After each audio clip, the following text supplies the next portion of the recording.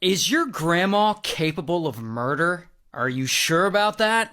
So this woman, let's call her Grandma. And Grandma has a problem. She has quite a gambling addiction. Like, she's in and out of local casinos, losing a ton of money. From what I read, she's lost a minimum of 100 grand playing slot machines, which is all her money. So she's in a lot of debt. Now, Grandma is married to this man, who we'll just call Grandpa.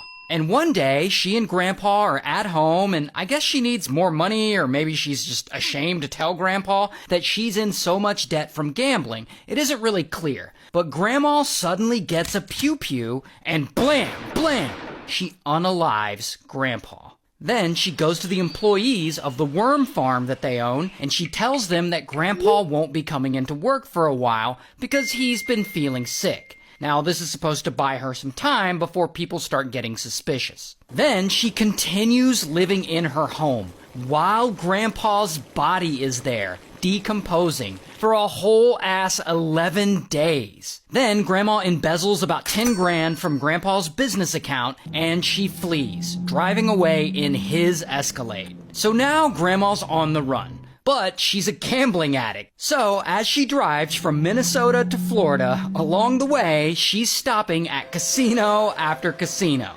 And as she's driving, she comes up with this crazy plan to escape the law. She's gonna find someone who looks kind of like her, unalive them, and steal their identity. Now eventually Grandma arrives in Fort Myers, Florida. And there she decides to go to a local bar. And at the bar, she spots a woman who kind of looks like her, kind of. This woman, Pam.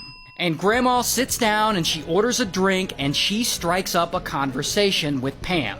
And she and Pam really hit it off. So they keep drinking and chatting, and eventually they're like best friends. Like one night they hang out at Pam's condo that she rented, the next night they go out to a brewery, and on one of those nights, Grandma goes back to Pam's condo with her. And once they're alone, she pulls out her pew-pew that she brought, and blam, blam, she shoots Pam, unaliving her. The next morning, Grandma goes back to Pam's condo, and she calls the front desk from there, and she pretends to be Pam. And she asks them to extend her stay for a few nights, and this is going to buy her a little time to get away. Then she combs through all of Pam's stuff, taking any clothes she likes, cash, credit cards, and Pam's ID, and she loads everything into Pam's car and steals her car. And they actually got security footage of that. And from there, she drives from Florida all the way over to Texas, South Padre Island. And of course, she stops at a bunch of casinos on the way, because, she's got to hit up those slots. Regardless, she ends up on South Padre Island.